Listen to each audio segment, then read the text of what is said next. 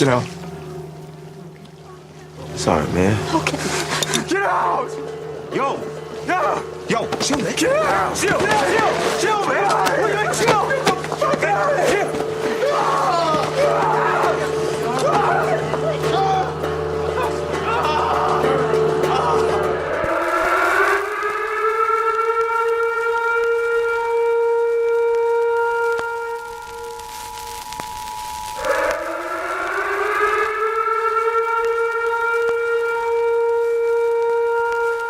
This is the emergency podcast system. This is not a test. Movies are bombing all over the country. They are posing as movies you already know. They may already be in your theaters, your neighbor's home, or even your own. Do not panic. Specialists have been dispatched. They will help you identify these pretenders and defend you against this invasion of the remake. Please stand by for further instructions. Welcome to part 2 of Invasion of the Remake special 31 Days of Horror. We had so much goodness and so much to talk about, we could not fit it into one freaking episode. Yeah. So back with me is Trish Coughlin. Yeah. I have to say, I was going to come back for part 2. You didn't have to lock us in the basement for a week. Well, at least that seemed a little over the top. I left a bowl of water for you and a shit can. I was going to say, yeah, the bucket was helpful. Yes, yeah. There was a shit bucket. And yeah, but you have to clean up the mess. It still stinks down there. It's a basement. It covers up the decaying body smell for the ones the old hosts. I told you it was real. I should just learn to listen to you more. I always listen to the I will not Damn it, confirm nor deny that might be Jeff's smell. Well, we've not yet heard from him since he left. So he's not returned. He has not returned. I better tell Jeff 2.0. Yeah. 2.0, 3.0. 3.0. Oh, yeah, Jeff 3.0 is still very out scared there. Jeff 3.0 at this point. If you're the third Jeff. Yeah, 31 Days of Horror. Yeah. That went to a strange, dark place. I don't... we do that. We do that. I don't... And it's usually my fault, so you're welcome, everybody. I'm glad nobody knows where I live, and I'm going to have to relocate the studio now, and maybe find 2 new hosts. Uh-oh. You really should see the look that Jay's giving Trish right now. I'm a little bit worried myself. Want to play a game. You have people who are going to come and look for you. I don't. Which one of us is in the most danger? Hi. Yeah. Oh, yeah. No question. That's you. No, you guys are too good. I won't kill you off because you guys are good hosts. And besides, Jay has a healthy fear of my wife. I do, yeah. Yeah, especially when she turns on that fake New York accent. Yes. Yeah. She gets really kind of scary. She gets into it. She does get into it. She's got another one that she's been doing lately that is kind of fun. Yeah, nice. Okay. Nice. There's people living inside your wife. Yeah, there are. I think we genuinely believe that, yes, she's more than one person. Well, if you didn't listen to us last week, then just stop listening to this right now. Go listen to last week's episode, because this is a part 2 and you're going to be missing part 1. So go listen to part 1. We'll wait. Okay, you done? Okay, good. Now we can start part 2. We got the first 2 weeks of the movies we watched, and some of your own as well, our listeners. We have another list for you this week, but we're going to dive into week 3 of our 31 Days of Horror, and the basic rules, just go over them once again. We watched 31 horror movies in 31 days. They all had to be movies we had never seen before. Some we made entire specials for out of the show. So, like in last week's episode, we talked a little bit about Night of the Demon, which was its own entire episode. So we just glazed over it. Go listen to that entire episode if you want to be part of that. But none of us had seen that movie before, which was kind of cool to include that into our show. We're going to dive into week 3 now, beginning with Sam. Yay, me! This was a good week. I was really pleased with this week. Movie number 17, my first movie of week 3, was Kill List, a UK horror. That was, again, it was it's on... good. Yeah, it is good. You've seen this? Yeah. Yeah, it's a really great British horror film. And it's the first, 3/4 of the movie, you're like, well, this is kind of like a hitman action film. It's not really a horror, but there's these little hints of horrific elements happening in it. And then the end, it's very Wicker Man-ish. It does there's a slow turn, and all of a sudden it just hits the gas. Yeah, it really does, and it's so good. One of the things I posted on Twitter after I watched this is like the difference between European horror versus North American horror is European horror just builds tension. There's no shock scares, there's no jump scares. They get under your skin and then they roll you right over it. And this is a really great example of how well they do that, or how it can be done. Recommend it. It's not my favorite movie of the week, but it was definitely one of my favorite movies of the month. My second movie was my very first anthology for 31 Days of Horror. I didn't do any last year, so this is I watched XX, which was a great introduction to anthology horror for 31 Days of Horror for me. I've seen others, but this was a good way to sort of ease my way into including them into this challenge, because it was only four shorts, so they weren't that short. And what I really liked about it is they got steadily better as you watch the movie. It's like the first one was good, second one was a little bit better, third one was still a little bit better, and then the last one was really, really good. Well, and it's like they build upon each other. One is really kind of creepy, and one gets like creepier and funny. Creepier. The second one, it was creepy and funny. It was so funny. It was so funny. Directed by Annie Clark, better known as St. Vincent. Yeah. And I was very pleased to see that, because I'm a big fan of St. Vincent, and to find out that she's multi-talented was very pleasing. So I really enjoyed that one, and I recommend it to anybody who wants to watch a good horror, let alone good horror directed by and about women. And the interstitials in it are really good too. They are. Oh yeah, they were probably the creepiest part of the whole film. Really, these really creepy animated things. Oh, they're not like fake trailers. They're like stop motion animated. As they transition from one to the next, you have little trailer. Let's all go to the lobby for severed heads. Yeah, creepier than that. Yeah. Much creepier than that. Number 19 was a really, really amazing horror comedy that I can't stress enough to watch. It's called The Night Watchman.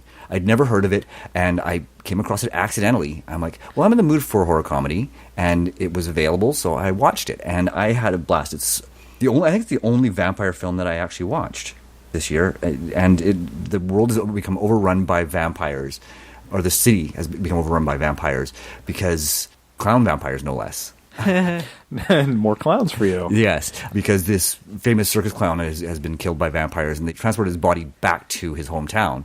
And through a comedy of errors, yes, okay, yeah, I can see where this is going. Yes, and so he starts turning people into vampires. It's gory, it's bloody, and it's fucking hilarious. Cool. There's really great dynamics because of these night watchmen in this warehouse. I think it's actually like a news studio. They never really clear exactly what this place is, but they're these night watchmen, and they're all socially incompetent. They lie about their pasts. One of them's a hardcore pothead.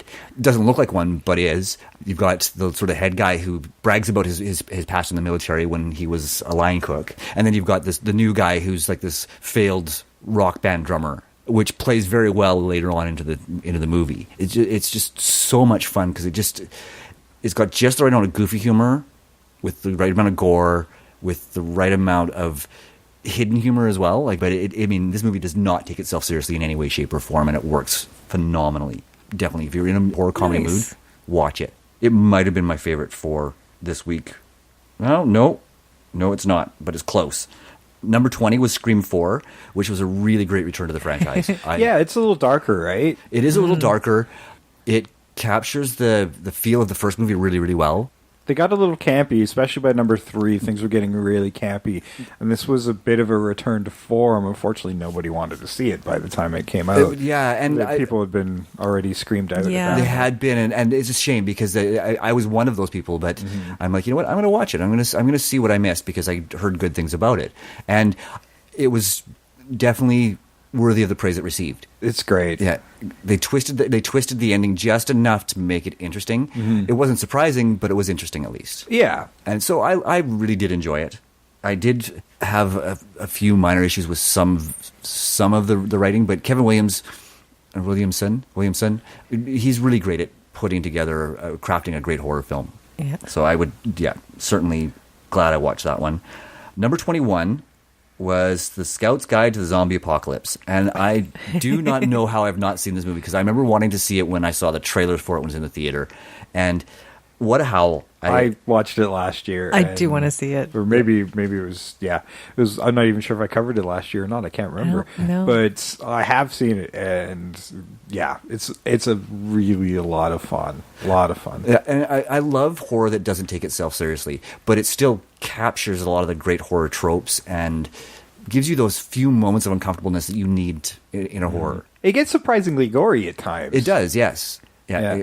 And I mean, the characters were so well written and so well developed. Right? Awesome. Right? Even the stripper with a heart of gold. Exactly. Like, that movie's got some weird stuff in it. Like, you figure something like Scout's Guide would be more of a PG kind of movie. Yeah. Nope. The name doesn't say what it really is. Nope. You would have thought maybe it was a little more Goonies behind the couch kind of poltergeist kind of thing, but nope. I only found that out when I saw the Red Band trailer. I'm like, oh. Yeah, no, it is most definitely an adult-oriented horror. Yep. Number 22, you probably have already listened to the episode where we talk about this one, Nightmare on Elm Street from 2010, because I had not seen it, and I won't say any more about it. Yep, because we just covered that 2 weeks ago, if you're counting it from part 2 here. Yeah, 2 weeks ago. Unfortunately, I didn't have the luxury of being able to count that one because I had seen it before. I did too. Yeah, but I hadn't. I've and again, not seen it. Partly because I didn't want to. I didn't want to tarnish the memory of the original because I had not heard good things. Yeah, and a lot of people have trouble with that. Yeah, we do talk about that in that episode, Yeah. so please go check that out. Please do. Number 23. Now this, when I watched it, was my favorite movie of the month, and it was called No One Lives from 2013. Favorite of the month? It was up to this point. Okay. Up to that point, it was my favorite of the month, starring Luke Evans, and really the driving force behind this film. I mean, it's not that great of a film, but it is because of him and because of the way the story's told. It really was a fun film to watch, and I really, really enjoyed it. I loved the twist on the serial killer sociopath thing because you have not one but two sociopaths in this movie. They're basically at war. Yeah, that appears in my 4th week, and I think you liked it more than I did. I think I did, but I partly because I raved about it so much. Yeah, that's why I watched it. Yeah, and it probably also created an expectation that it was probably going to be. It did, and then I had to make up for it with this, it was actually my 31st movie. Yeah, and then I'm like, well, fuck it, I'm making I'm going to do 32. Yeah. So I think I just love the twist on the whole stalker thing, and the performance by Luke Evans was excellent, and because he was a freaking amazing serial killer. Yeah, I won't take that away from you. I really like Luke Evans in that. And you both watched this, so I was kind of holding back on that one. Yeah, but and I mean, I love there's that little payoff at the end with they give you that little hint, the view of the scar on his quote unquote wife, and you know that's going to play later. And that was very interesting in how that plays. Yes, and that I think that was what pushed me over the edge from like to loving this film was that final. It's the small detail moments out of what turns out to be almost a fairly typical film, but there's a nice twist on the theme that elevates it a little bit above its genre. That's why I think I liked it so much, because it did go above. It did something different for me. If anything, it needed to be gorier for me. I think that's probably what was missing, and it did get a little sloppy in the second act, and that was kind of hard to get past. But the first act and the third act are excellent. Moral of that story? Well, actually, I'll save my moral of that story for when I cover it. Okay.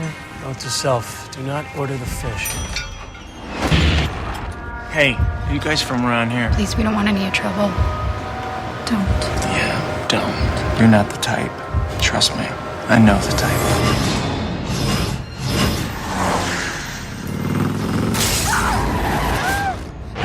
Where are we? Last place on Earth.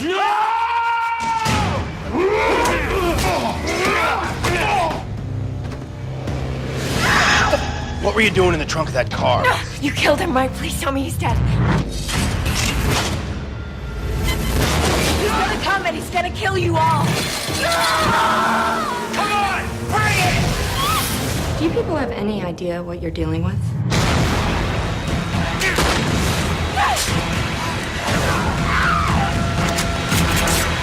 You should have run while you had the chance.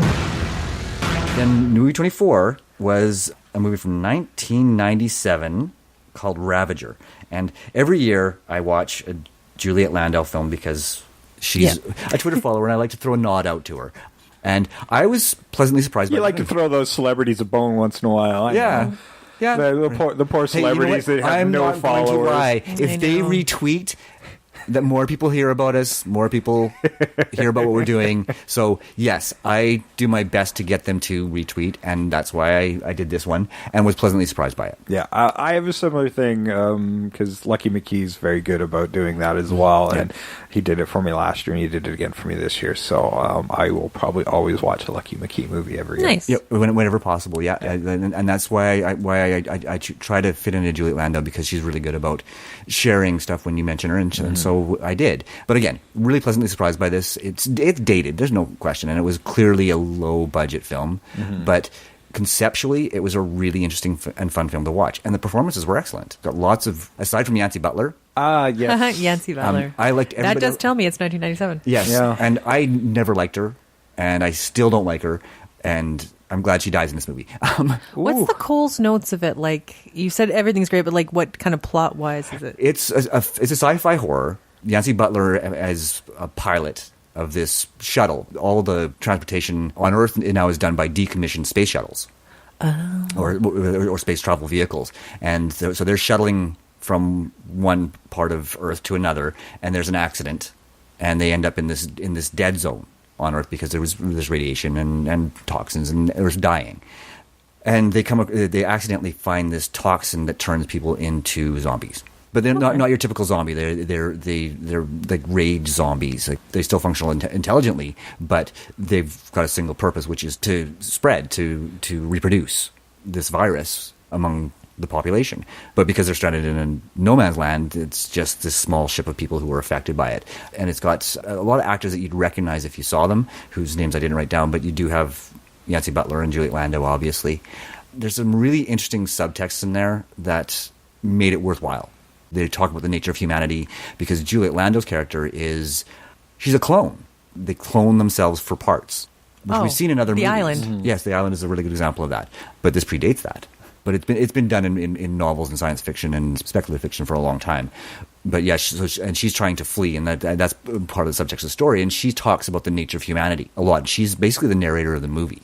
Like she has a little overdubs and stuff throughout the movie where she's talking about what she's experiencing and how she's feeling. And at the end of the movie, after she's killed a human being, she talks about that impact on her and her humanity.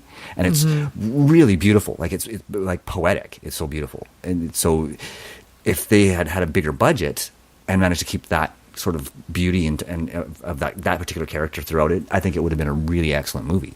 Oh, wow. But it was definitely watchable, and I think I even mentioned it was something that we could easily remake into something really fantastic. Awesome. Right.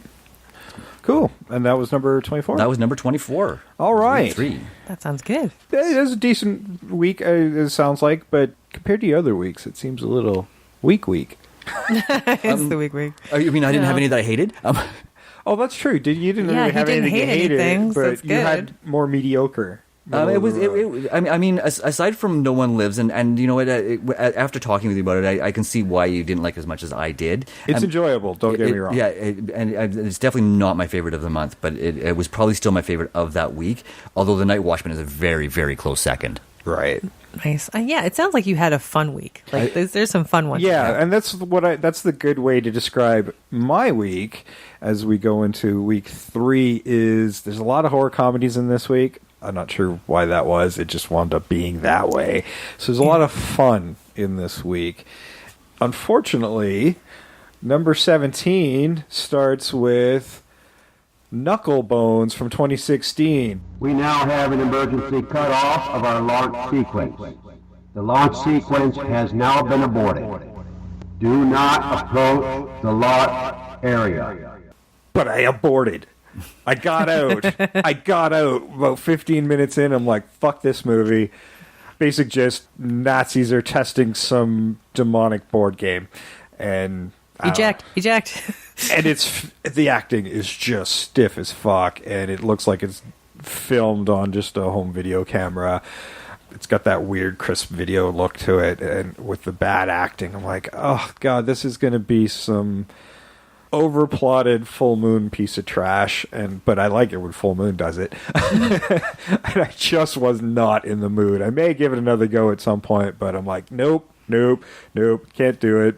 So after 15 minutes of aborting out of Knucklebones, I went into Freaks of Nature from 2015. Written by Oren Uziel, who wrote 22 Jump Street, I Forgive You. Robert Pickering, who we'll cover again at some point because he did the Prom Night remake, and we have not covered that for the show yet. And this starred Nicholas Braun, Mackenzie Davis, Joss Fathom, Dennis Leary, Keegan-Michael Key's also in this movie, as well as Patton Oswalt. It's a great cast. And fuck, is this thing fun. Like, it's a really neat concept. I mean, you start out in a town that already has vampires and zombies. That's your starting point. That's the starting point of normal. Yeah, I love that. Yeah, no, and I did this one last year, and yeah, I was so thrilled when you said that you were watching it. Yeah, and then you get the alien invasion, and I got this movie. I bought this from the HMV collapse. Yep. So I picked it up for a song before they went out of business here in Canada. Boy, I'm glad I did. That was so much fun. It was a blast. I do recommend all it. the performances are stellar. Like, it's yeah. And that's the thing is with, especially with horror and horror comedy in particular, is you can get some really great ideas with really bad directing and really bad performances. This one covered all the bases, though. Great direction, great story, great acting. Yeah. And I mean, on paper, it sounds like sheer lunacy. Like, this is not going to work. And it is sheer lunacy. Beautifully. Yeah. It works beautifully. Yeah. It is so great. It's a great commentary on what teenagers go through, whether it's not being appreciated and having a low self-esteem or trying to elitism and trying to relate to that girl who you think's out of your league and all sorts of stuff. It covers all of that. Not communicating with your parents. Your parents want something else for you. You're not into it. And it's, I put that up there with Shaun of the Dead, where it is a good horror comedy that says something. Yeah. Oh, and it's rewatchable. It's so absolutely fun. And I will definitely be rewatching Keegan-Michael Key just losing his shit. Loved it. Always good time. Always a good time. So that was my number 17. Great start to the week. And I'm like, I need more horror comedies. So number 18 was Pride and Prejudice and Zombies from 2016. I'm not sure what took them so goddamn long to make this movie, but Burr Steers directed it based on the novel by Seth Graham Smith and Jane Austen. Got to give her dues. And stars Lily James, Sam Riley, Jack Houston, Bella Heathcote, and a whole slew of other people you've never heard of. Isn't Charles Dance in it as well? Yes, he is. He is the kind of father figure in this as well. Charles Dance is in there, and I always liked Charles Dance. He's great. Just getting better with age. It was okay. I think they made this way too late when the novel was doing really well, and there was a big zeitgeist between that and Abraham Lincoln Vampire Hunter, and that movie did okay, and I think it's actually the better of the two movies. It is. I mean, this was all right, though. I didn't mind it, but I think I wanted to enjoy it more than I did. I think the problem with this movie is with Abraham Lincoln Vampire Hunter, Seth had a lot more to work with. He surprisingly enough, he was, even though he's basing it off a real life figure, he had a lot more play into the history of this character, right? With Pride and Prejudice and Zombies, he had to remain true to Jane Austen's book and still twist it into this, bring the zombie story into it. So I think he was a lot more restricted, and so it's not as much fun because he couldn't go quite as far over the top as he did with Abraham Lincoln. Yeah, and I don't think this young cast quite could wrap their head around Jane Austen parts, and so it's not as convincing when you are in those moments. But it's capable. It's a well-made movie, if nothing else. It's got some good moments, and when you do have the zombie outbreak moments, those are always a good time. But overall, it was okay. It was okay. Not my favorite haven't of the seen week. that one yet. Number 19 was The Babysitter, written by Brian Duffield, who wrote Insurgent and Jane Got a Gun, and directed by Mick G. Starring Judah Lewis, Samara Weaving. Oh my God, she's hot. Robbie Amell with his more abs than I could count, which is I'm not sure how humanly possible, but his cousin on Arrow's got him too. So Bella Thorne's also in this movie. It's fun. Samara Weaving's the babysitter for this kid, and she's winds up doing this ritual, supposedly while he's sleeping, but he wasn't. Yeah. And so he witnesses them murdering this young man for mortal power, and they need some of his blood as well. They were just gonna yank it out, but with the syringe. But he's awake to witness all of this, and the ritual is supposed to give this group of people everything they ever wanted, and they're just a bunch of pretentious teenagers for the most part, except for Samara Weaving, who's pretty smart.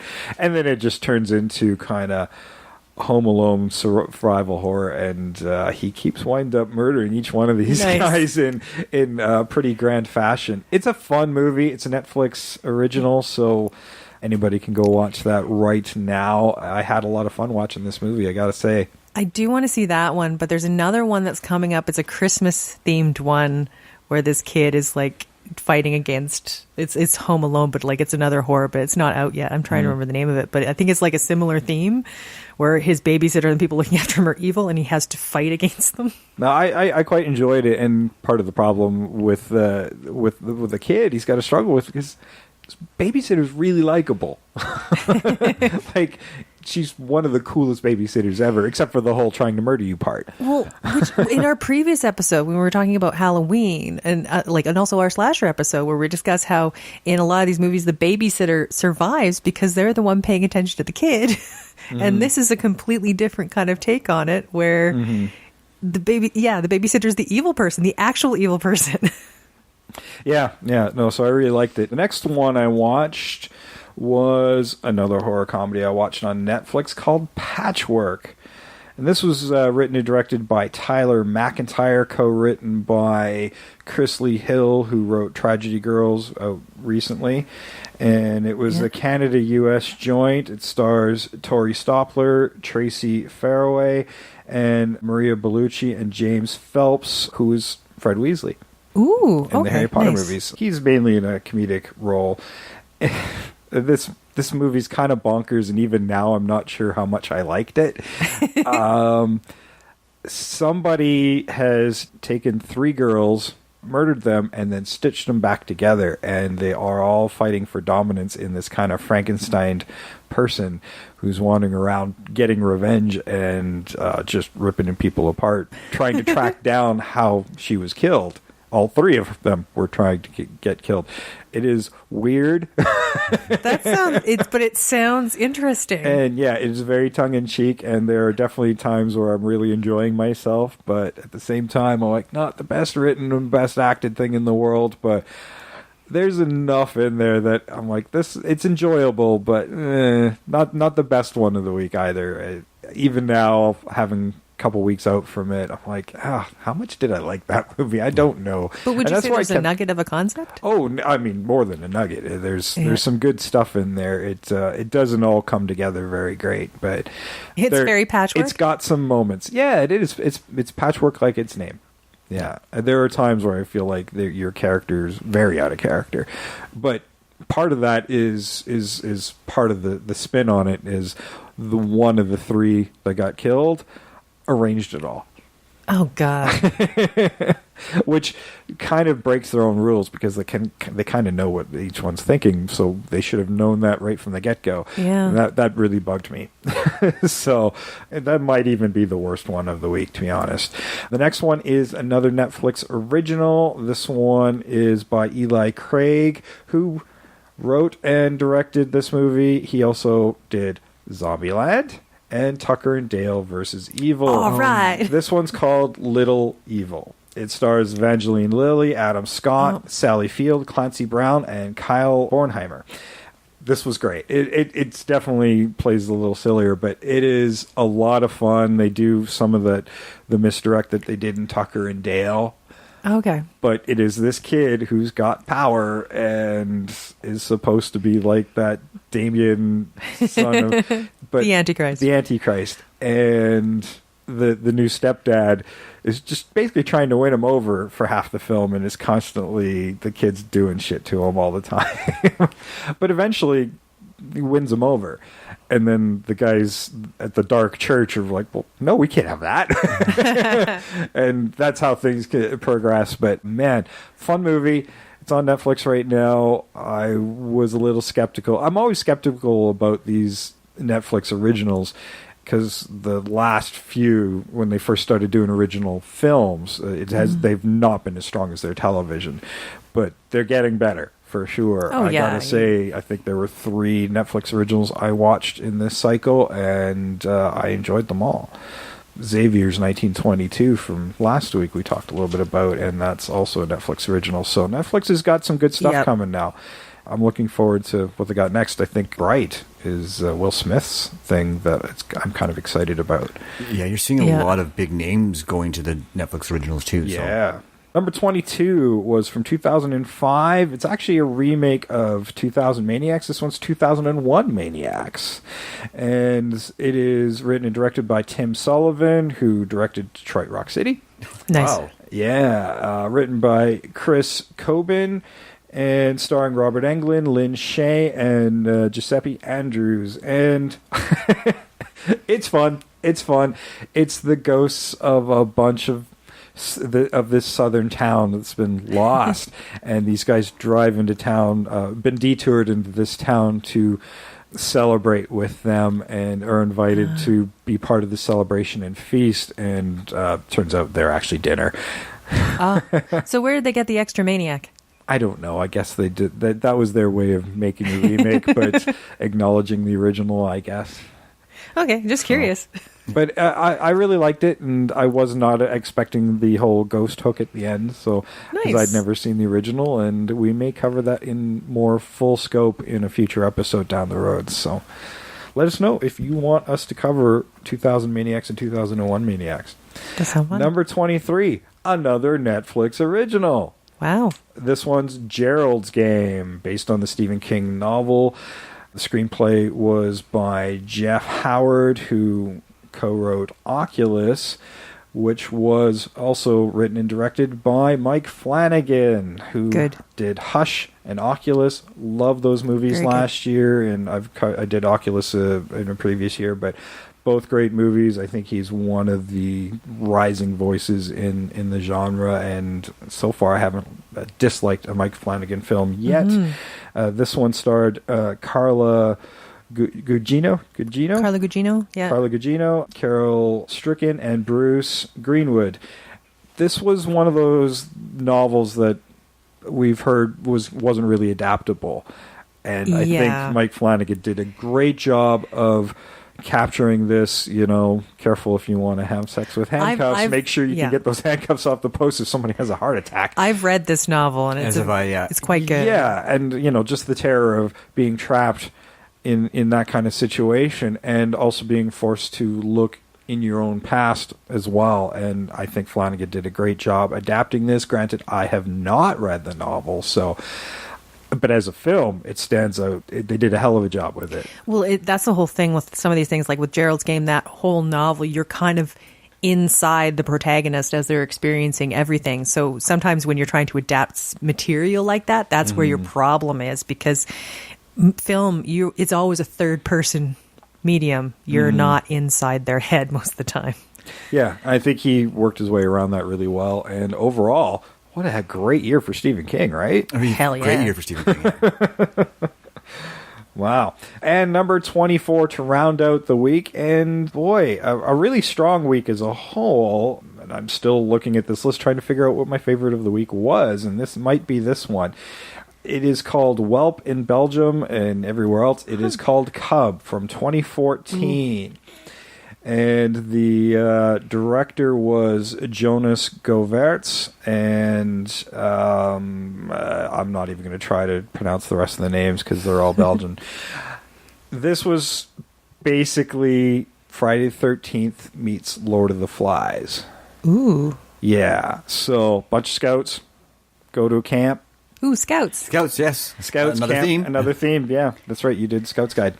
And they are being stalked, and there's a wild boy out there, and slowly getting picked off. The adults are getting picked off first, and there's some of this is undefined. They do a capable job of saying why they're there, but it's not quite satisfactory as to why these guys are stalking these interlopers in this forest. But overall, really entertaining movie. Definitely some clever traps and gore factor happening in this with kids. I mean, the most shocking part is when somebody drives his truck over a tent full of children. Whoa. Like, yeah, it goes into some dark. I'm like, holy fuck.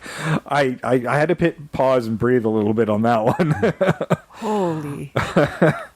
Yeah, thankfully they didn't show the full carnage, but that's one of those moments where like, yeah, less is more, because that's shocking in and of itself, and it's not even the goriest moment. It's probably the most shocking moment of the movie, though. And you don't need to see stuff like that. Like Pet Sematary, just seeing the bloody shoe is enough. Yeah, and there's a really good hook on this and a good twist at the end. So I highly recommend it, and the more I talk about it, it might be my favorite film of the week. And it was the return to the darkness, because it was mostly lighter fare at that point, and then Gerald's game started easing back into darker material. But whew, and I mean, beating Gerald's game's tough, but Cub was something else. I do recommend it, but it's going to be disturbing, especially if you're a parent. you might rethink sending your kid away to camp. I think a lot of horror movies do tell you not to send children to camp, or to send your teenagers to be counselors at any camp. Yeah, right. There's a lot of that in horror. Yes. Yeah. Keep an eye on your kids. So yeah, that was my my third week, and overall pretty good. I'd say Cub was my favorite, and over this, I trying to figure out what my least favorite. Probably Patchwork, but overall, like there was nothing I hated out of this week. I pretty much enjoyed everything I watched that week. So, nice. I'd say my month as a whole is pretty strong. So, what do you got going into week 3, Trish? Well, starting week 3, it seems I'm going along with the theme of comedy. I get out of it pretty quickly, but and I think that's part of what week 3 is about. You start to hit that hump. You're like, I just need to let go for a little bit. Something a little bit lighter. And that, I think everybody hit their horror comedies in that week. And after 3 or 4, I was like, all right, let's dive back in. Yeah. I tried to mix mine up. I tried to have at least one horror comedy per week to avoid that. I did have too many in a row, I think, when I look at my list. But I'm like, overall, I'm like, I don't regret it. So. Oh, yeah, it comes up every once in a while. You just need something. Yeah. So my number 17 is Happy Death Day. Nice. I went to the theater to watch that. It was. I thought for one moment it would be like a solo screening for me because nobody else was there. But it's a fun movie. It's like a horror Groundhog Day. Yeah, where she's keeps getting murdered every 5 minutes or something like that. Well, it's Edge of Tomorrow, where Tom Cruise dies and then keeps reliving the same day. It's like that meets Groundhog Day. Okay. There's only one part of it I wish they would have dug into, because there's at one point where she's in a frat house and the killer's on top of her, attacking her. This drunk guy walks in, she screams for help, and the guy goes, "Party on," and leaves. And I'm like, fuck, I would have liked to have seen a section of this movie where she just torments this guy ongoing as she's trying to solve her own murder. Because that guy fucking left her when she's screaming for help. Fuck you, guy. I kind of want that. And you know what? At some point, to be like, I might just get murdered today. I'll see I might just kill this guy and let it go. Right. But overall, there's some really good comic beats in it. And the two leads are very good. Like, she's very unlikable at the beginning, but you can see her growth, which is really exciting. Okay. And then after that, I watched A Dark Song. Yes. Okay, yeah, The Irishman. We talked about that last week. Yes. Yeah, Sam watched A Dark Song. I watched it. It's a great movie, because a part of the whole theme of it, this ritual, is you have to go through all these different stages, and there's torture, and it's a big arduous process to go through to get to where you need to go. And there's an interesting part where she's stuck, and then she's alone in the world, she's in a different kind of universe. So no, it's beautifully shot, beautifully acted. I mean, when you only have basically one other person to work off of it, sometimes it doesn't work. It works so well in this movie with just the two performances. And of the place where she ends up to be in a different sort of existence. I thought that's well done. Sometimes in some movies they go to where you think is a dark area of like another part of life or afterlife or a parallel point. And I liked what they did with this. They didn't show too much, so you can't really ruin it by not living up to somebody's expectations. That's why I had that one point there where it's like, after all this wonderful subtlety all the way through the movie, and then there's this one moment where it's just so... Well, I'm talking about the one bit of light, like at the end where she asks for what she wants. Yeah, but... That drew me out, but having the people was fine. Yeah, no, I agree. I totally agree. Yes, we're in agreement that one bit, for some reason, because this movie was so subtle all the way through it, and then there's this one thing that's just like really garish and actually not very well done. No. Right? It felt I was watching a 3D cartoon at that time. Yeah, and there's that one moment. But aside from that one moment, it's a brilliant film. But what you get out of what you come away from that moment with to get the closure, I thought that was beautiful. Yeah, oh yeah. And I mean, the story itself is beautiful still. Absolutely watch this 100%. So good. Yeah. And then I watched Incarnate after that. That was my number 19, where he goes into possessed people. And I like the idea where you're trapped and you don't know you're trapped, and that's how the possessor keeps you there. And it's Aaron...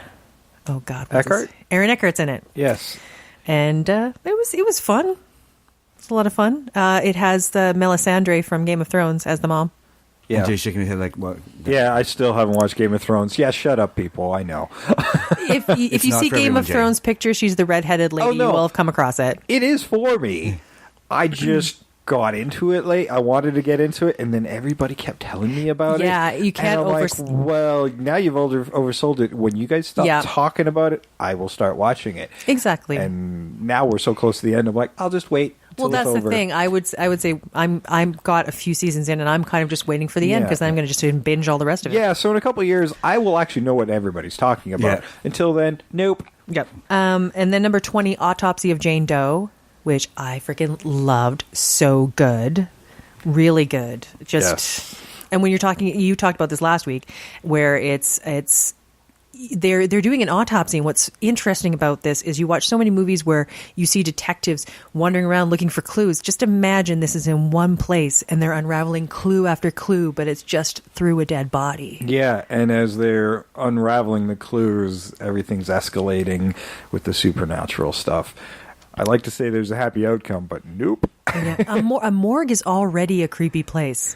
To make it creepier is pretty good. Yeah. Yeah, just to have that body. And, I mean, kudos to the girl who just had to lie there through the whole movie. Naked. Yeah, I'm hoping they really made that set a comfortable temperature. Yeah, no kidding. Because otherwise that would just suck. But, yeah. Yeah, that's like Sushi Girl. Yeah. You know, just got to lie there. With sushi on, you'd know less. Yeah. Mm-hmm. Yeah, you're just going to... That's brave just to sit there... lying there naked for an hour and a half. Yeah, that's probably a good 6 weeks worth of shooting where she's wearing this thing there all day, every day. Yeah. But what I love about it, here's the thing, Autopsy of Jane Doe is it is a naked woman, but what's great is it's not a sexualization of it, which is insanely good because she's not unattractive for a corpse. She's not. But that's the whole thing. We're so in movies a lot of the time it's put in as titillation or exploitation. Yeah, not at all. In a horror movie, a naked woman is just put there as like, oh, look, boobies. But no, it's so objective. Yeah. It makes complete sense. Yeah. That she's naked. And they are carving into her that whole movie. And it just seeing an autopsy, the rib cage opening up and everything else and pulling the skin back. And there's some pretty grisly stuff that they have to do to investigate what's going on and her cause of death. Or what they think is her cause of death. It's a fascinating film that I highly recommend. Oh, yeah. I mean, autopsies themselves are fascinating, so I'm surprised this has not been done before, really. Yeah, this was a brilliant idea. So good. And then 21 was the Nightmare on Elm Street remake, because I had not seen it before. So man, I'm the only one who couldn't count it. Yeah. Sometimes it helps to not see a remake. That's right. Especially from now on, we're gonna be like, it's a remake of something. Maybe I just won't see it, so I can keep it. That was one of the reasons why I did Night of the Demon. I'm like, here's an episode, and I can count it. Nice. And I knew none of you guys had seen it either. I'm like, no, this will be good for all of us. Yeah, and it was. It was good. And then number 22, Pontypool. I hadn't seen.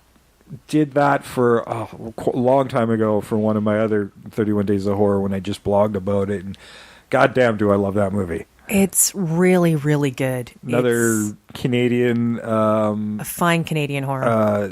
one location, and zombies through sound, which is a neat idea. Well, it's sort of, I don't know if I'd seen this in the time it came out, like to go back to it, it would have made so much sense because it's like, imagine if a meme or like audio meme, like those cuts that people say, those "what's up," like if "what's up" was something that would infect you, right? That's essentially what it is. Like how horrifying. Yeah. And just to say nonsense to try and get out of it is really just a brilliant. Because I was thinking, like, how do you counteract this? Yeah, how do you not get affected by it? And brilliant. It all happens in a radio station with great personalities. I can't remember the name of the actor who fronted that, but I know. What a great job. He's so good. And what's really good, there's actually one point where the BBC calls in and they're talking like, oh, is it true that blah, blah, blah is happening? And they're in a radio station and they do news. And at one point, the woman who's like the kind of the director of this whole thing is saying, like, we're not putting anything on the air until we verified it. Now that is what you fucking do. When you're broadcasting shit. You don't just say shit. Oh, we think this might be happening. No, you fucking verify it and don't raise alarm until you have to. But the BBC just went out of the gate. I thought that was so funny where they're like schooling the British on how not to do it. Yeah, that movie is one of my go-tos. Like I've watched that movie 4 or 5 times now because there's something about that movie I just resonate. Except that post-credit scene, which was so weird. Yeah, I don't know what to make of that. That was some weird-ass Pulp Fiction shit. There's supposed to be a 2. And just, I think that was... The whole point was there was supposed to be a 2, and it sort of hasn't materialized. I'm hoping it could at some point, but I don't think it has. I still don't know what that last bit means, but... Because they had thought of the sequel while they were doing the first one, and they won't tell us. Well, they better hurry up, because that actor ain't getting any younger. He's in his 70s now. I know. So, like, come on, guys. We are saying right now, please do this. Yeah. You know, it's funny, as you guys are talking about this, I'm like, don't remember seeing this, but I think I have. Because as you're talking about the story, I'm like, I've seen this. I remember the story. So I may have recommended it to you way back when I did watch it. Yeah, possibly, yeah. Like a cold winter morning radio station. Yeah, and it's all sounding very, very familiar. So I may have to go back and rewatch it then. Because it does sound like a lot of fun, but and because it's got such an unusual name, it just may have slipped my mind. Yeah, and it could be difficult outside of Canada to find, but it's worth the hunt, guys. It's worth the hunt. Absolutely go after it. Nothing's difficult to find anymore if you try hard enough. Just get it. It's on Amazon, so you got to be able to get it. Go buy it. Yeah, there we go. Or find a Canadian friend and have them bring it to you. Yeah, and God knows there's more Canadian content on American Netflix than there is in Canada, so knock yourself out. I was just about to say that. Yeah. So they could be there. Yeah, exactly. We don't know. Americans, tell us, please. We don't know what's on your Netflix. So yeah, highly recommend. That was really good. And then I was house sitting, so I was over at Sam's and I watched Demonic. Which it's not a bad film. It has Maria Bello in it, and I'll watch anything with her in it. Mm-hmm. And it's got an interesting concept. It's one of those movies I'm still not sure how I feel about it. I did kind of enjoy it. There were some scares. I don't know. It's there in the background. I don't love it. I don't hate it. I just don't know what to think about it. Right. But it's like this whole thing happens at a house. All these teenagers are dead and they're paranormal investigators. Like they've been slaughtered. They've got one guy in custody. He can't remember anything. He's being interviewed by Maria Bello. They're trying to piece everything together with the footage they can find in the house because they're paranormal investigators. There's cameras everywhere. So that footage actually makes sense. Right. But when you're watching a bunch of stuff, it's not through the footage. It's done as a movie. Right. So, and then number 24, this is your half. This is my half. The Invitation. I so wish that I had watched this whole one because this would have been my favorite movie of the month, I think. It's so good. Like it's horror based on, when you're in an uncomfortable situation and because of social conditioning, you don't say anything. Mm-hmm. This is the perfect movie to watch for when you have to tell people, just say shit when stuff is wrong. Don't pretend, don't be polite, don't be fucking nice. Just make sure that you're safe and your friends are safe. Like, fuck being pleasant. Yeah, that's a good way of putting it. Yeah, fuck being pleasant. It's such a.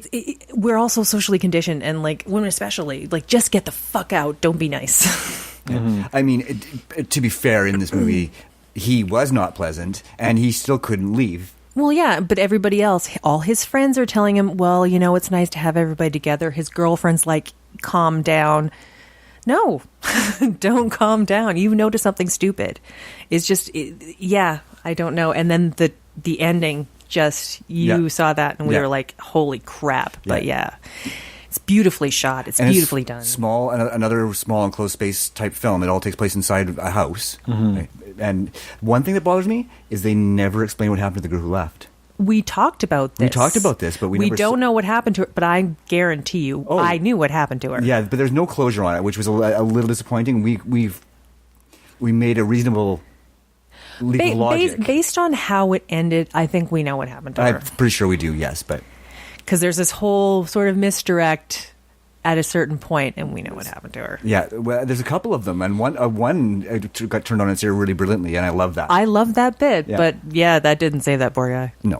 No, it did not. But yeah, highly recommend The Invitation. It was one of those that I had been looking at anyhow, and then when I got back from our afternoon out with Val, Trish was watching this, and we finished watching it with her, and I was very disappointed that I had not seen it from the beginning because it was so good. It's a slow burn, but well worth it. Right. Yeah. I mean, the tension was clear, like so early on in the film that there's tension there between the characters, and it worked, and it was so well handled. The director was amazing. The actors were amazing. Oh, all right. That sounds like something to watch. I wish I would have added that one to my list. Yeah, absolutely. That was your 24? Mm-hmm. Okay, well, I'm going to run the trailer for The Autopsy of Jane Doe, so you guys can check that out for yourself. We'll be back with one of the fan lists and then get into our final week.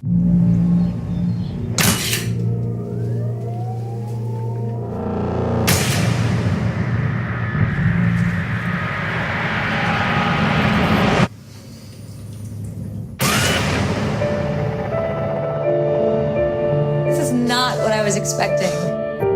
Can I see one? No. What's that for? Make sure he's dead.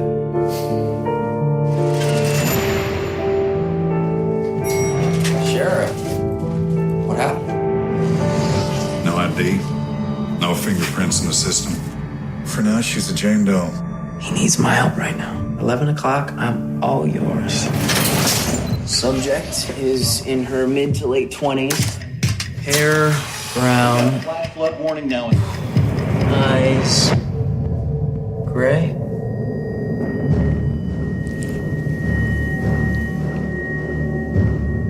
What happened to you? First, they bound her. Then they ripped out her tongue, poisoned her, paralyzed her, forced her to swallow the cloth. What is that?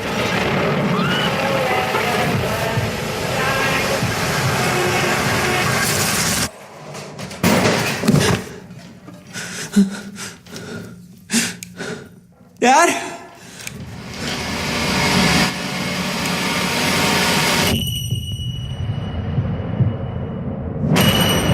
No one could see what we have seen.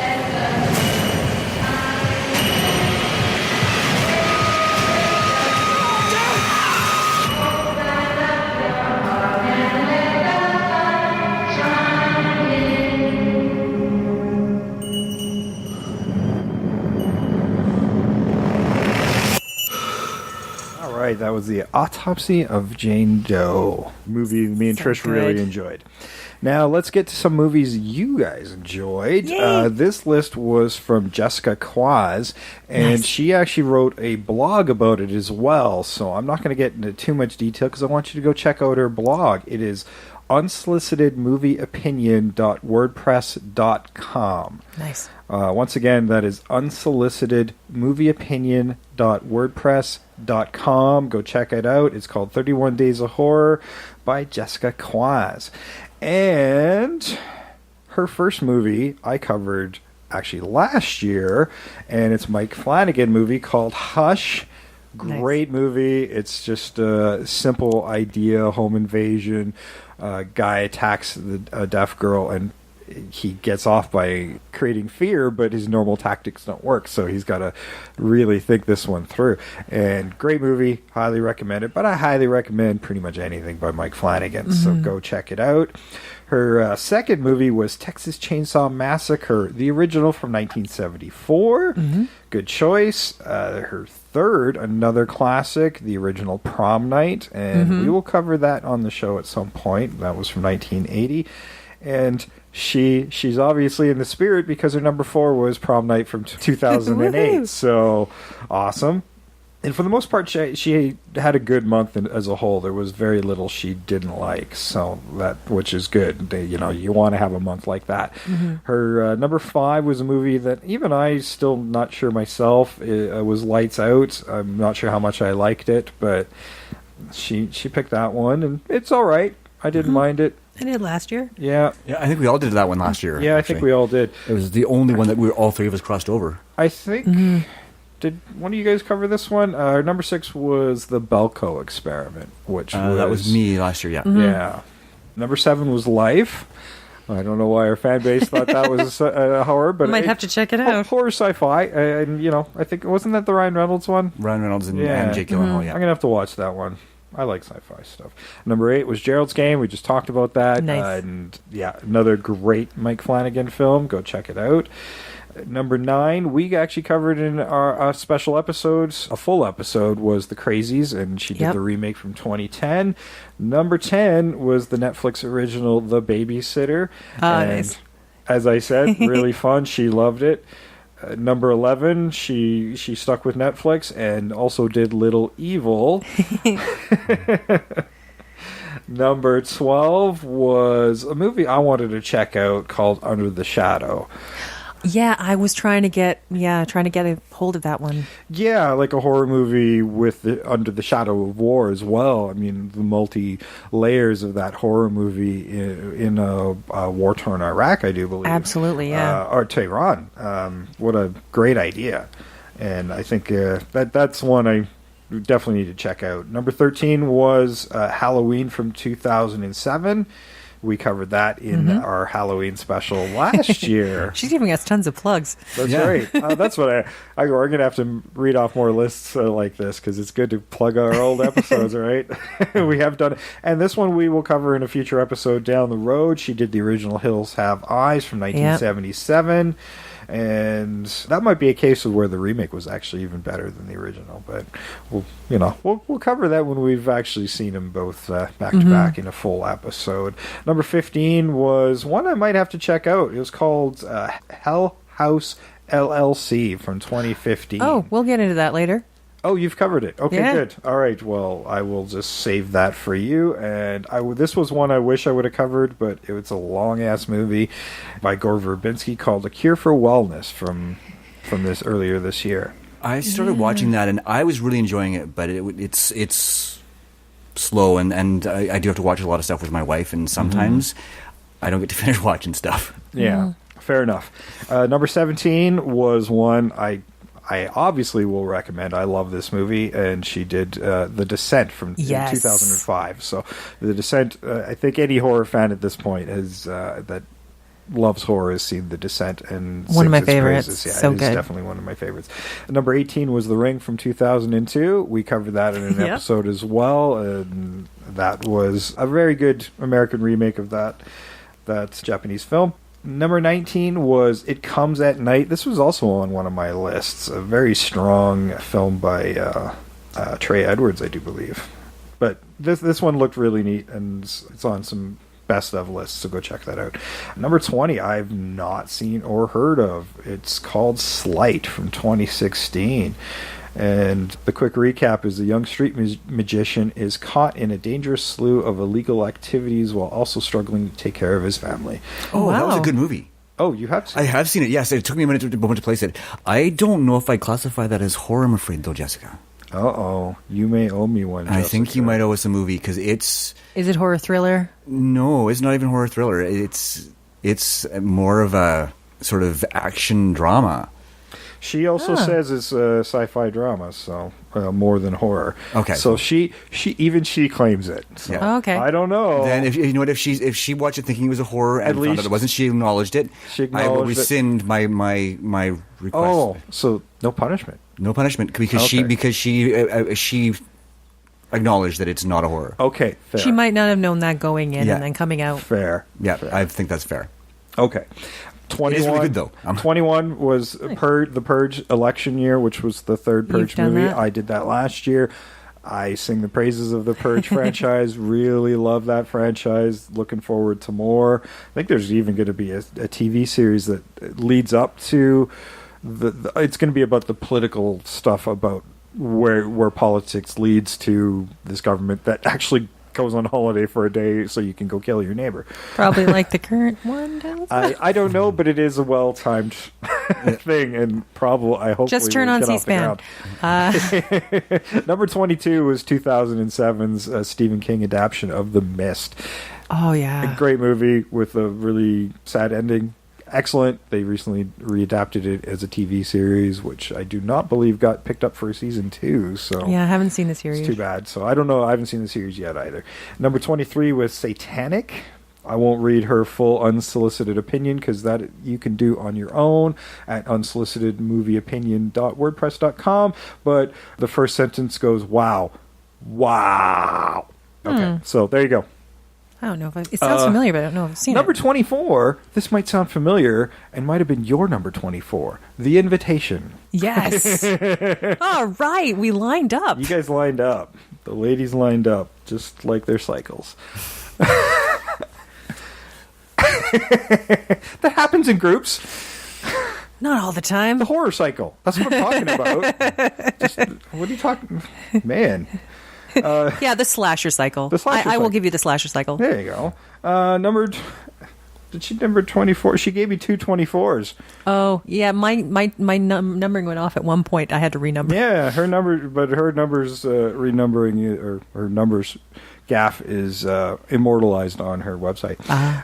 Number 24, again, is a movie I really loved called The Green Room. And we talked about that last week, or I did. Maybe she watched them back to back. Number 25, and it could be. That could have been a twofer on day 24. Number 25 was Don't Breathe. I talked about it last year. Got 2 words for you, turkey baster. And 26 through 31 was Saws 2 through 7. Oh, wow. And as much as I love that franchise, I don't even know if I want to watch them all back to back to back like that. So good on you, Jessica. And she's a brave woman. Jessica watched 2 on her 24th day. She's still got an There we go. She's got so she still 32. wins. There you go. So she's fine. She's fine. Awesome. Well, thank you for that list, Jessica, and That's great. Good luck on your blog. That was her first posting, and she came out swinging with 31 days and 31 movies. Actually, Yeah. I guess 32. Yes. I might not watch the Saws. I might just read what she says about them, and that'll be what I'll do. Yes, well, that's why I didn't get into all that, because I do want you to go check out her page. I'm glad she participated along with us, and we are going to get into our final week here Yo-ho. after I run the trailer for Gerald's game. This is going to be good for us, Jess. Really good. That's a marriage, isn't it? Working on the difficult things. For better or worse. Let's go in, get comfy.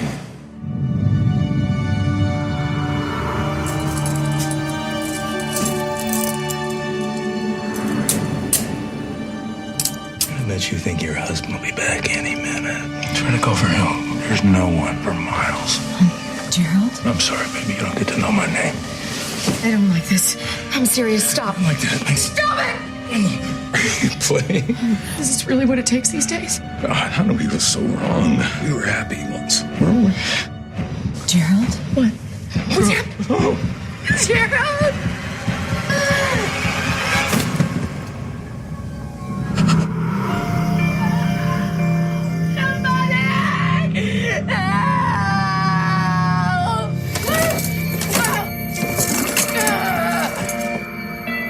Wake up. Just wake up. It's time to wake up, honey. 5 hours hours you've wasted screaming for neighbors that are half a mile away, if they're even here yet. How long do you think someone lives without water? That will not work. You've been pulled to your wrists break. You're not getting out of those cuffs. You're not real. You're not real. I'm a baby. Don't say a word. Focus. You've been sleepwalking since you were 12 years old. That's a beautiful dress. He put you in those handcuffs way before Gerald did. You all right? You all right, Mel? Everything you need to survive from the beginning. You just have to remember. Back up! If you don't wake up, you're gonna die.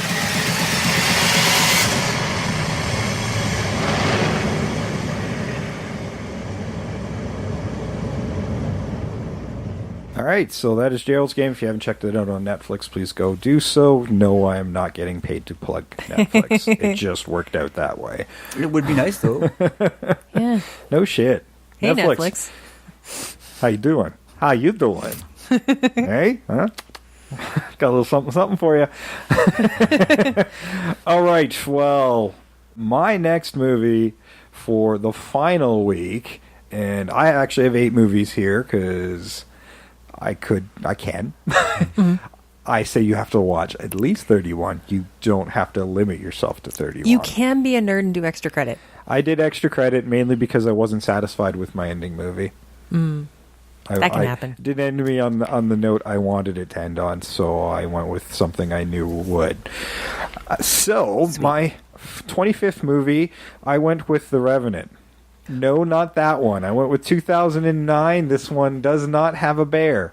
It's a comedy one, isn't it? This one's a horror comedy.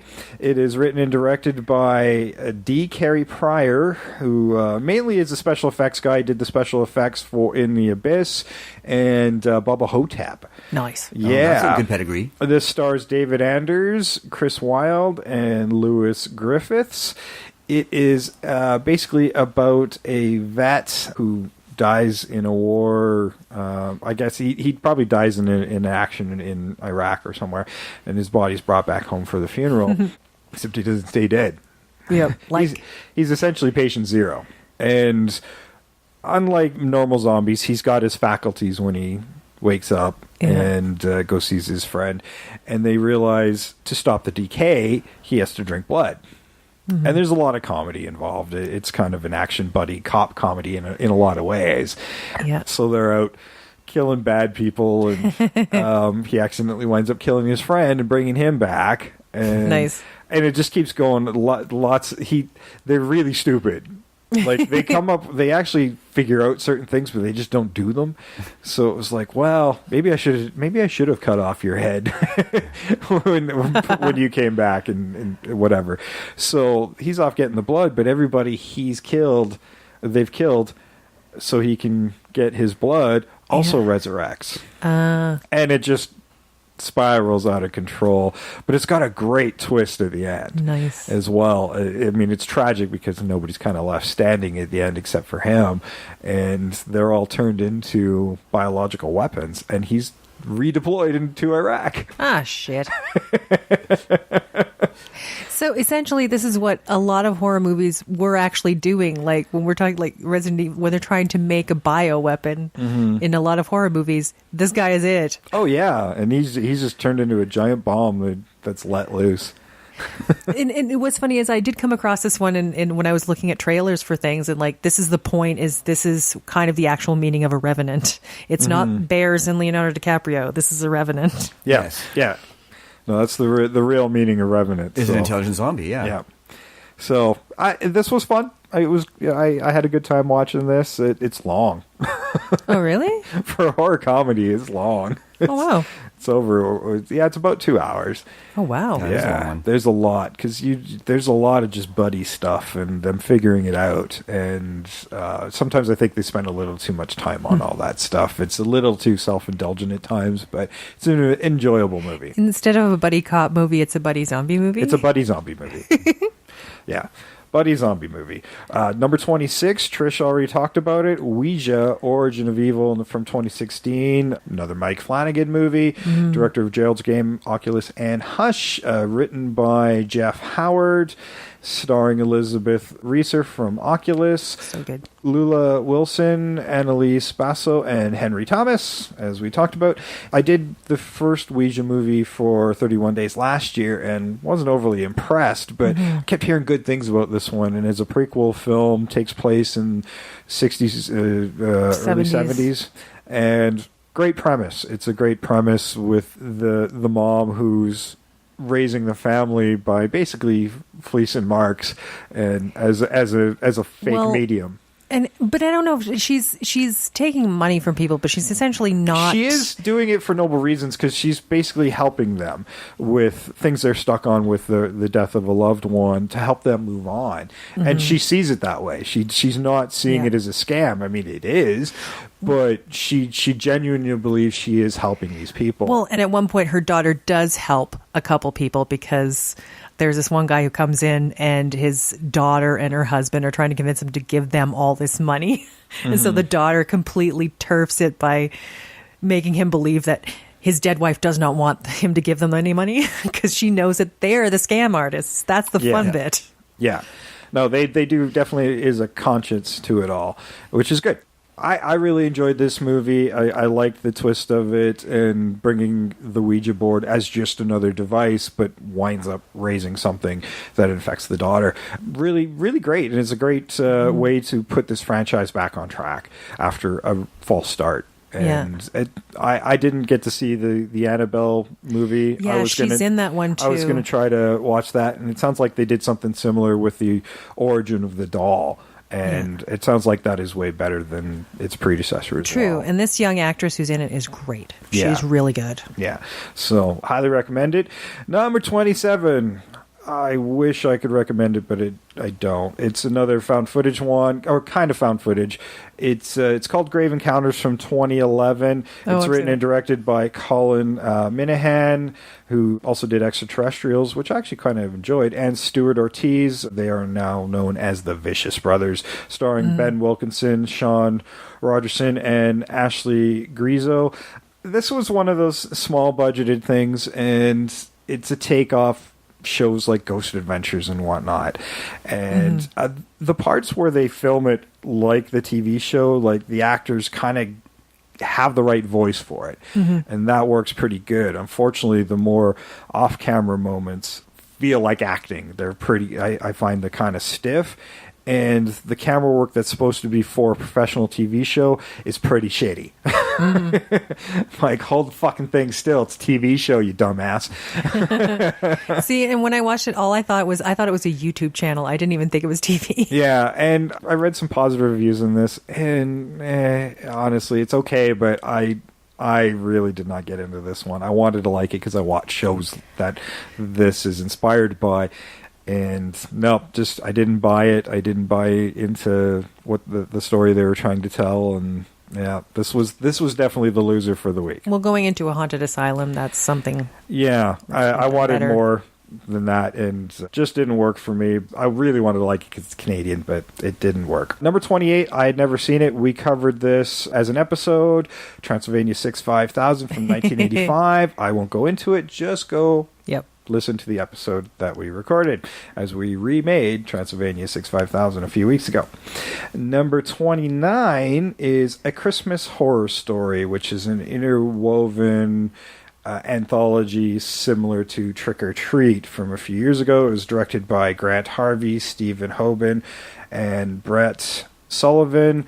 You might know most of these guys from the Ginger Snaps franchise. It stars William Shatner as Dangerous Dan, George Buzza, Rob Archer, and it was written by a whole bunch of people. Jason Phillips, I hope I got that right. James Key, Sarah Larson, Doug Taylor, Pascal Trottier, who wrote Splice. No, that was Doug Taylor who wrote Splice. I really enjoyed this for the most part. Trish. I did not enjoy it. Trish wasn't into that one as much. I quite enjoyed the hookah from the Krampus segments because those were kind of standing out as a little silly, as Santa Claus is being attacked by zombie elves, and there's a bit of fight with Krampus at the end. Krampus actually has another segment, and I was trying to figure out how these two segments See, I felt that should have been more of the film. I thought that's what the film was, and it ended up horribly disappointed. Yeah, there's definitely not. There's almost none of that because you see them on the box art as they're fighting each other, and it doesn't really happen in the film. Nope. The Krampus segment, all the segments are pretty strong, and I certainly liked how it was all tied together from the initial stuff set up at the radio station, which I honestly kind of forgot by the time I got to the other end of the movie. So I really enjoyed it. I thought it was a good movie that I would probably rewatch in that November time as you get out of Halloween and moving into Christmas time. I thought it was pretty good for the most part, but I'm definitely not Trisha's cup of tea. No, it's too patchworky. Another Canadian film. I know, which is what disappointed me. Made me sad. Split decision on that one. Number 30 was a movie called Heartless. It was written and directed by Philip Ridley, who wrote The Craze.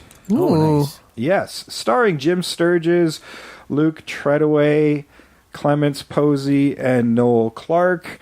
Good UK cast. This movie's kind of heady at times.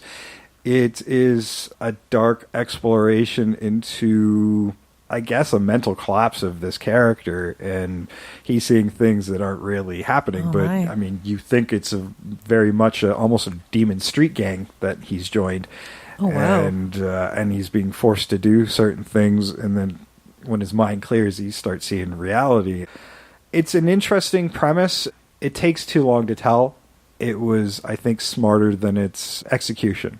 Okay. It was always, I think it was going to be a hard story to tell, and it was. It's a neat idea, and I wanted to enjoy it more than I did.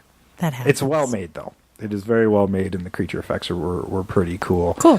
For the most part. But, yeah, it's complicated. I think its own intelligence is actually its downfall.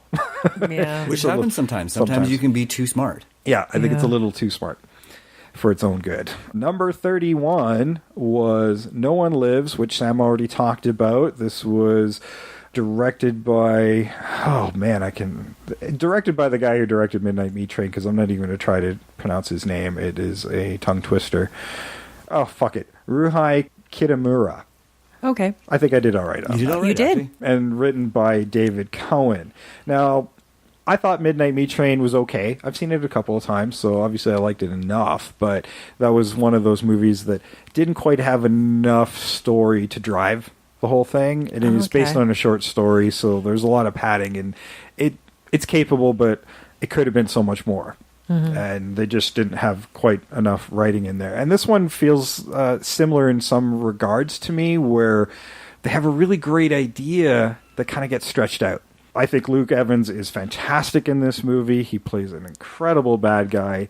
I think he always could. But he's not at the beginning. Yeah. And that's the great hook about this movie is he's the victim, and But he's and the hero, and but the he's hero, a bad guy too. Yeah, because they're basically this couple's being picked on by these guys who they just came back from a heist that went bad. Yeah, and there's one really bad apple in the group. The rest of them are sociopath. He's a complete sociopath, and he's the one that kind of picks on them and attacks them and takes their shit and beats kidnaps both of them. He figures they're loaded and it could be a good score here. Well, it's the concept of like bad guy versus worse guy. Yeah. With smarter worse guy. And it is smarter worse guy. Be careful who you pick on. They might just fuck your shit up. And fearless. Like this guy, I love the meat suit. Oh, the meat suit scene. Yeah, there's some good stuff in this movie. There really is. Like when Luke Evans starts going in on them, when he's kind of freed to do so. Yeah. Because he's mainly concerned about the girl he's traveling with. We assume it's his wife, but it's more of a project. Yeah. The backup project's in the trunk. when the other bad guys are opening up the trunk and find it out. And next thing you know, the movie's flipped on its head. It's no longer them. It's turned into kind of a revenge film, but he's not vengeful. He just I I tried to go straight. That didn't work. Go back to basics. He is a complete and utter sociopathic serial killer. And highly intelligent. Highly intelligent serial and very well equipped. Yeah, no kidding. You know what this comes to He's been doing it for a long time. Remember the Masters of Horror, something off of Mountain Road, story of Mountain Road, and it's how that one twists into like who is hunting and who is hunting who. I like that one because it's different, but it's not quite the super bad guy meets if the anything bad guy. On and off of Mountain Road is a little more well thought out. This one is what if your prey is worse than you are? Yeah. And that's kind of the takeaway is if you're gonna go pick on somebody, you better make sure they're not gonna fuck you up worse than you're gonna fuck them up. Yeah. Kind of a Sun Tzu Art of War. Know your enemy. Don't assume that they're gonna be the weak one. Yeah. There's lots to enjoy about it. There are times I was a little frustrated because I wanted it to be better, but the kill scenes are great, and Nice. I could watch Luke Evans do more of this. I could watch Luke Evans do a lot of stuff. Yeah. I'd actually like to see another movie with this character. And a different kind of genre. In a different kind of genre, yeah, or taking it to the level it should have been in this movie, right? The kids that offer him a ride, I wanted to see what happened to them. That bugged me. Yeah. Because they died, but we never saw it. Because no one lives. Yeah, no one lives. And no one did. It was pretty good. But I wasn't quite satisfied as my 31st movie, so I watched one more that I knew was going to be a home run. Nice. And that was, I've talked about it a few times, but I never had actually watched it. Get Out from 2017, earlier in this movie. Awesome. Probably the biggest horror release up until it came out later on in the year. Written and directed by Jordan Peele, and he liked my Twitter post, so thanks for that. And that was starring Daniel Kaluuya? I think so. Oh, yeah, I can't. I hope I got He's that right. amazing in He's it. great. Love him. I can't wait to watch more. He was in Sicario and Kick-Ass 2. Allison Williams and Bradley Whitford, who was in Cabin in the Woods. This is, I can't say enough good things about this movie. It was really smart. I like the twists. There was some commentary saying it's a bit racist. It absolutely was not.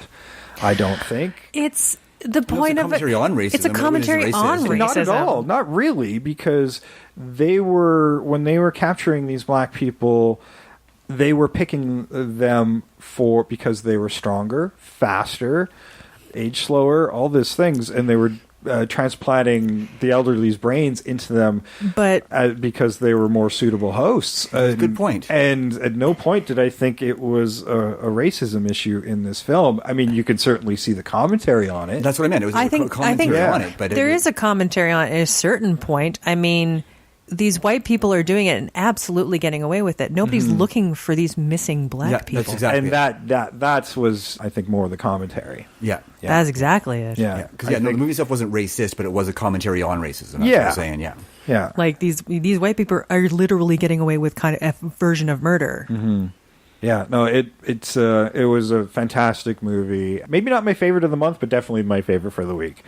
So excellent film. And Allison Williams plays somebody so much I just wanted to die. So good. Yeah, no, this is going to go down as a fairly legendary horror film and a different one. And that's what I've been trying to say for a while now. I've said in the slasher stuff, we're getting new voices coming in with new ideas, and that's stuff that's starting to resonate now. Oh, absolutely. Get Out and Don't Breathe and even Mike Lights Flanagan's Out. film. Even Lights Out. Yeah. I guess. There's something deeper going on in these horror movies. A lot deeper. It Follows. Yeah, It Follows. A deeper commentary on everything. Like, it's really good. Yeah. Get Out is just phenomenal. If you haven't watched it, just watch it. All right, Trish. Give us your final week. All right, my final week. So I started off with something because I'm like going, I just want something a little bit mindless, but your average possession movie. So I went with The Possession. Okay, that's on the nose. Yeah, exactly. Jeffrey Dean Morgan, I think one of the first times I saw him was in Dead and Breakfast, and I'm like, I think I need to see Jeffrey Dean in another horror movie. So I totally forgot he was in that. I remember seeing this movie, and I hope you enjoyed it more than I did. I enjoy, like, the concept of it was interesting in the fact that I like the idea that demons and possession goes through not just like, you always see the movies where it's a possession, it's like some Catholic priest shows up. The fact that demonic possession exists in multiple cultures all around the world, kind of fascinating to me. Oh, yeah, the conceptually was great. So, yeah, no, it could have been done better. Yeah. Absolutely. Yeah, no, and I like Kira Sedgwick as well. She's good in it. I enjoyed it. Honestly, I think I've seen it. I don't remember anything about it. Oh yeah, no, it's your average possession movie. Yeah. Yeah, it didn't bring anything new to the table. I mean, the performances were solid, but and the only thing it did bring new was the fact that demonic possession is not exclusive to the Catholic faith. Yeah, like it had the Dybbuk, which is specifically, I think, one out of Jewish. Judaism. Yeah. Mm-hmm. So I think no matter what religion you are, guys, you got demons. So have fun. And that's the whole point. It's like, yeah, there's a whole bunch. And the fact that they weren't really Jewish, I found that quite interesting. It's like the demon doesn't care. Right. Yeah. And that was quite good. After that, I went with an anthology one called After Midnight from 1988. I went back a ways. Yeah. It's this teacher who talks about fear, and then they go to his house and they each tell a scary story, quote unquote. And some of them were pretty good. Not all of them are great. There's one with Marg Helgenberger where there's a stalker and she's like sort of stuck doing this answering service. I don't think you could possibly remake this portion of the movie because this doesn't really exist anymore. So I thought that was pretty good. And yeah, and the ending, the kind of little twist at the end was kind of fun. And I'm pretty sure in 1988 that twist at the end was phenomenal and people thought it was There were great. quite a few horror anthologies in the 80s, and yeah, I've not seen this one that Nor have I I. can think of. I'd seen it on a few lists, and yeah, I think I'd heard of it. I think I'd seen the cover before, but again, it was one of those ones I'd probably seen, and I just never picked up when I was at the video store. And then after that, I went with XX. Okay, Loved yeah. it. You guys talked about that in the previous episode? Yeah, it was so. I really enjoyed it. It's so good. There's a lot of fun to be had with horror. Like I say, there's one that was just really humorous. Well, I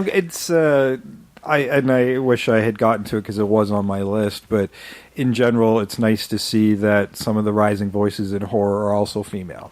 Oh, absolutely. And a lot of it is there's some of the bits, some of the sections, I don't think this would be a starting point for some of the male directors. That wouldn't be something they might have considered. But what's great is because you put a female voice on it, a lot of stuff is happening to men. Like the first segment, I don't know, like I kind of approached it from a whole point of where, yeah, eating disorders mostly attributed to women. They twisted this in a different way, and I really liked it. Because I don't think somebody would have thought of putting it that way. And it was really good because it really kind of, at the end, you're really creeped out. Fair. It's really good. And then after that, I went back in time again. 1957, I think. Spider Baby. Oh, boy, that is a long time ago. I have not seen that one. Is this a creature feature? No. No. It's creepy family in creepy house doing creepy things. It's kind of fun. There's a House of a Thousand Corpses, Captain Spaulding. Who's that again? Oh, I'm blanking off the name. Sorry. But it's a very young him in this movie. Holy shit. And like a non-speaking role. There's this family that's living in this house. The butler, I believe, is Lon Chaney. Oh. Who is looking after them. Junior, probably. Lon Chaney Jr. Senior was probably gone by then. Maybe. I don't know. He was older. Much older in this movie. So we'll see. Oh, well, yeah, Chaney would have been. And yeah, so they're not mentally well. None of them. And so these other people come out because they kind of want possession of this house and all that. And they're going to get picked up by the family. And there's this nice, kindly guy who's like a cousin who comes in. And part of what saves him is he genuinely just thinks, okay, these people are a little bit mentally special. And he's nice to them. That basically saves his ass. Oh, this sounds like it might be remakeable. Yeah, it's quite an interesting found film. a few of those this year. I think it's because we went back further this year than I did last year. Well, you guys did. I didn't go too far back this year. I had like one really old one and one 80s one.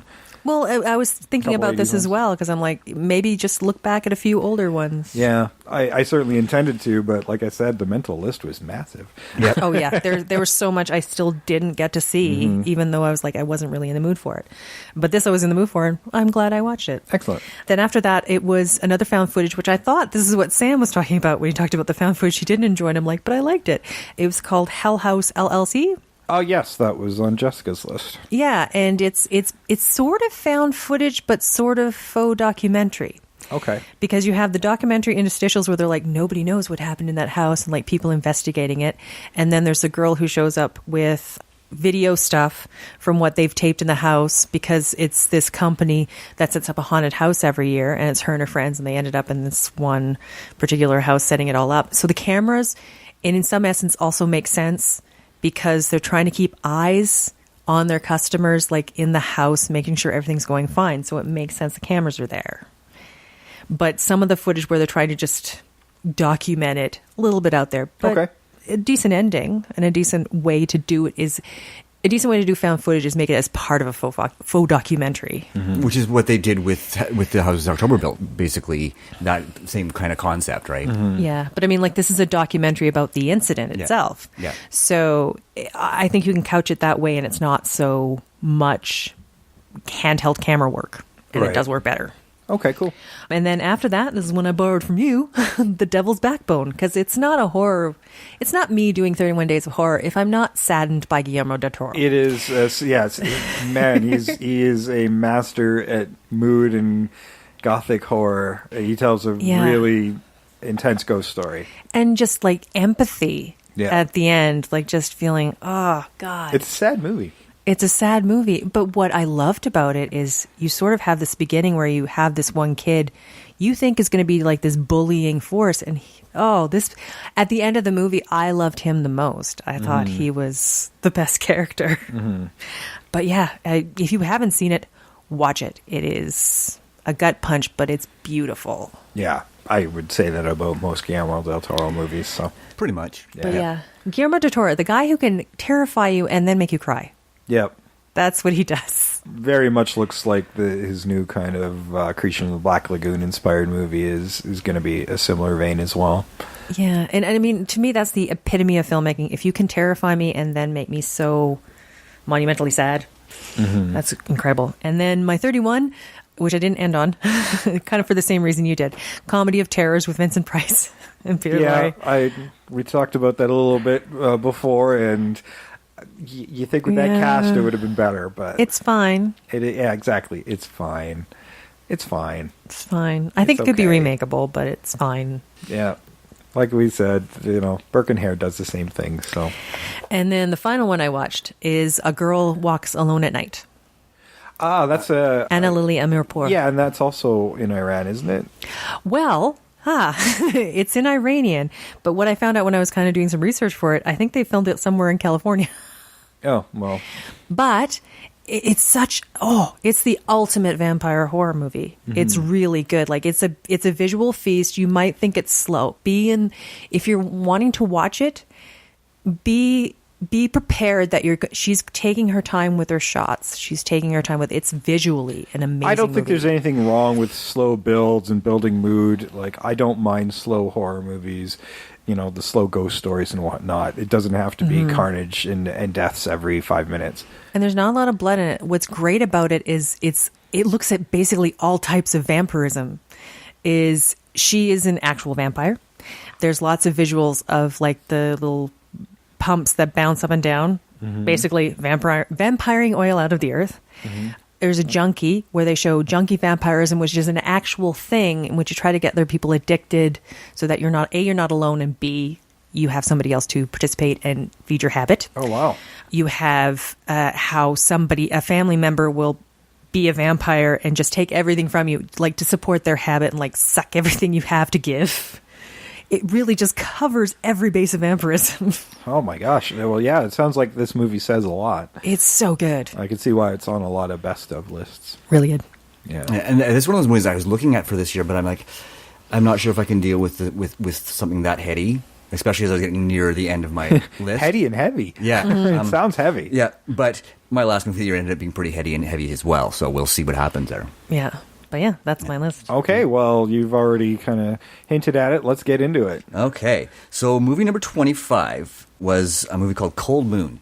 I was really pleasantly surprised by this movie. It was one of those sort of little gems that I found surfing the internet. And I'm like, oh, this has got some really good reviews. I'm going to take a look at it. And it's one of those movies where are there ghosts or is this guy crazy?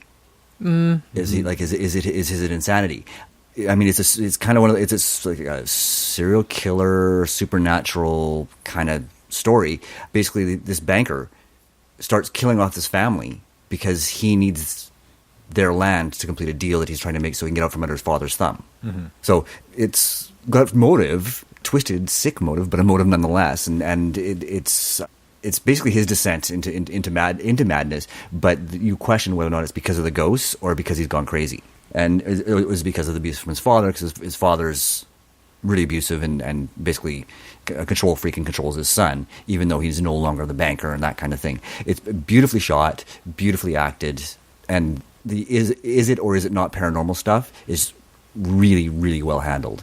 Yeah, and it's a murder mystery on top of it all, right? I mean, you know who did it, but nobody else does, and so there's this whole sort of following them as they solve this mystery, while as you watch this guy's descent into madness as he's being closed in on by police. Right. Yeah, I highly recommend it. It might be my favorite of the week, even though it's my first one of the week, but I've got some other ones to talk about first.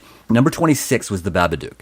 This one here I've heard a lot of really good things about, and there's lots to like about this film. Mm-hmm. Like, so much to like about this film. I don't think it was as good as I'd been hearing. Again, this is one of the things I was talking about, keeping your expectations low, because I expected something to sort of blow my mind, and really the only thing that I really liked about this film was the analogy for depression and the way the story was told. It was really beautiful as well. Yeah, I think people gravitated towards it because it was made for IFC, and for their station. So for a movie that kind of feels like The Conjuring and things like that to be on television, I think stood out, and it certainly does stand out as a TV piece.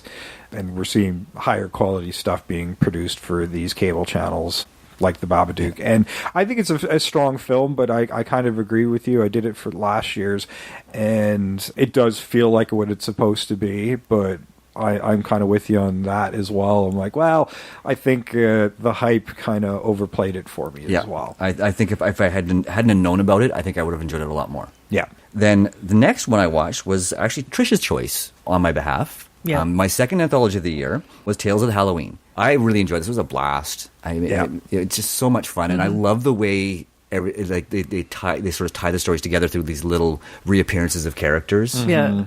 I covered that one last year, and I do believe I said I would make that a Halloween staple along with Trick or Treat. Yeah. So. And it should be. It is a lot of fun. Yeah. Like, not all the segments are great, No. but enough of them are that you can look past the ones that aren't great. Yeah. Oh, yeah. Some of the really good ones are super good. Yes. Yeah. And I love the little alien slasher. The Ballad of Rusty Rex. Yes, loved it. Absolutely good. loved it. As a matter of fact, I posted the video from it in my Twitter response because I just loved it so much. It's so good. I think that one's an underrated anthology, so everybody should check that one out. And everybody should check that one out. I mean, it's only a couple of years old. I think it's one of those ones that's going to move into a cult status because it is so good. Mm-hmm. Yeah. Number 28 was Amityville: The Awakening. This one, I saw it come up, and I'm like, I don't think I can do. They haven't made a good Amityville movie since the 70s. Terrible. It wasn't terrible. Oh, wow. It was actually pretty solid. Really? Yeah. I mean, it wasn't good. It was by far from being the best film I saw this month, even this week. But it was surprisingly good. It was very self-aware. It references not only the history of Amityville, but the first fucking movie. Oh, okay. Right? It's actually in they've got the DVD version of the movie in the movie. So it's a movie in the movie. It is a movie within the movie, yeah. Right? So I love that self-awareness. And the way that the whole sort of possession and haunting sort of was handled, it was actually really, really well handled. The ending fell a little flat for me. I think if the ending had been a little more solid, I think I would have enjoyed it more. But when you're dealing with a comatose child who becomes possessed and then is actually the demon, but the child who's in a coma is also aware. It was really actually quite good. Again, not the best thing I saw all month, but I wouldn't say don't watch it. Yeah, so it's a worthwhile one. Yeah, it is definitely a worthwhile watch. I mean, and you've got Bella Thorne, who's always a fun watch, and Keira Sedgwick. Nice. Oh, yeah, that's a good cast. Well, I mean, I think that's the whole point. No, sorry, Jennifer Jason Leigh, not Jennifer Jason Leigh. Love her. Okay. But with the Amityvilles, is you're kind of fighting upstream against some bad Amityvilles, so people are kind of probably shying away from it. They're definitely more bad than good. Yeah, and they talk about the bad sequels. Like, that's how self-aware this movie is. They actually talk about the original movie and how it's based on fact, but the rest are all bad sequels. Yeah. They talk about that, and I loved that. Right? Okay. Right? Because if you can be self-aware of your own... Scream 4 did that as well, right? Yeah. Being sort of self-aware of the parody that it's become and trying to change that, it works really well. So I liked it. This number 29 was by far the most uncomfortable movie I watched all year. It was it was not the best one, but it was really uncomfortable. It's called I Saw the Devil from 2010. It's a Korean film. It has the actor from what was it? We did the remake on it. Old Boy. Yeah, Old Boy. Sorry, I'm trying to think. Going through my brain, I don't have my list. Yeah, no, and it's okay. I should have remembered. But yeah, it's the lead from that is one of the two leads in this as well. Okay, and he is a serial killer. He does crazy well. He does crazy very well, and he does it very, very well in this movie. And he kills a Korean Secret Service agent's wife, fiance, and then it sort of leads to this sort of chase between the secret agent and our serial killer. And it is so much fun to watch the interactions between these two, and the torture that the secret agent makes this serial killer go through. It's because he will catch him, punish him, then let him go. So he could do it again. And so it's kind of like how maybe nobody lives would be the whole thing. You have these two people going after each other. It has a very similar premise in the sense you have two apex predators working against each other, right? And playing cat and mouse. And the dynamic switches. It made me uncomfortable because there's a lot of very aggressive sexual behavior. There's cannibalism. There's slavery. Yeah, it's dark. It's really, really uncomfortable. So I can't say it was a good film, but I can say it was definitely worth watching. Well, the original Old Boy takes you into some pretty uncomfortable places too. Hell yeah. So Korean film is Korean not cinema afraid does that a lot. to go to really dark places. So it wasn't my favorite. Again, not my favorite film. I wouldn't say don't watch it, but be prepared to squirm a lot. Well, no, that's a good sign of a good horror. Yeah. I think The Host is probably the lightest Korean horror I've seen. And I mean, and this is another one that was on one of those lists, and I was one I was determined to watch this year. I wonder if it's on Netflix, and there it was. I'm like, sweet, I can watch it. Cool. Number 30 was the stupidest movie I've ever seen, and it was so much fun to watch. It was called You Can't Kill Stephen King. Okay, that sounds amazing. I've not even heard of that. I was jealous that I hadn't thought of it because I'd seen the trailer a few months ago, and I'm like, I'm gonna have to make a mental note to watch this, and then completely forgot about it. And you know what? It's from 2012, and conceptually it was a lot of fun. Some of the acting was okay, but mostly this was self-indulgent garbage. It was written by Say some other nice things about it. Yeah, I will get to the nice stuff. But it was written by and directed by, and starring the two lead actors. They were trying to boost their careers by making this movie. I think it would have been better if they hadn't acted in it, because the ideas were great. I mean, the idea of moving to this, going to this small town in Maine where Stephen King has a house, and the whole idea is the town tries to keep keep quiet so Stephen King can write, right? Right. All these killings, they kind of figure out that it's because they were too loud. They were making too much noise. Oh my god! Which is a fun idea, right? That is. I'm surprised that they aren't hired by Dean Koontz. That would be a fun twist. That would have been a fun twist, actually. But yeah, and I mean, then you have the uber Stephen King fan in this group of people, and he kind of figures things out. It had a lot of potential. It could have been really, really good. It had a few moments of greatness for the most part. It was a good idea that didn't fully materialize. Not enough sort of Stephen King-esque deaths, and the acting, like I said, was mediocre at best. The best performances were from the people who died earliest. Right. Unfortunately. So I wouldn't say don't watch it, but be prepared for a poorly acted but fun movie. That would be the way I would put that. Number 31, my final movie of the year. So I had a lot of trouble with my final movie of the year because there was one movie I wanted to watch and I couldn't find it. So I went to another movie and I thought it was on Netflix. It wasn't. I had no other avenues to it, but I was still on Netflix. So I picked this movie because I liked the title, bottom line, and it looked moody, and so I'm like, okay, I'll watch it. I watched I Am the Pretty Thing That Lives in the House. I hear it's really like a pretty movie. Like it is a 90-minute poem. Okay. Oh, wow. It is, the dialogue is absolutely beautiful. Right. It's an incredible performance by Ruth Wilson. I mean, she's the only person in the movie for the most part. There's a few minor scenes where there's some interactions with other people, but it is her movie, right? And some of it is voiceover, with her speaking this poetic language, and then there's some of it's her talking to other people on the phone or whatever, but it's just only her on the screen. She's basically this hospice nurse who comes to take care of this woman who has Alzheimer's, and one of the conditions of her will is that she must live out the rest of her days in her home, right? So they bring in the hospice nurse to help her. And the very beginning of the movie, and I'm not spoiling anything by telling you this, that Ruth's character tells you that she's dead. Oh, wow.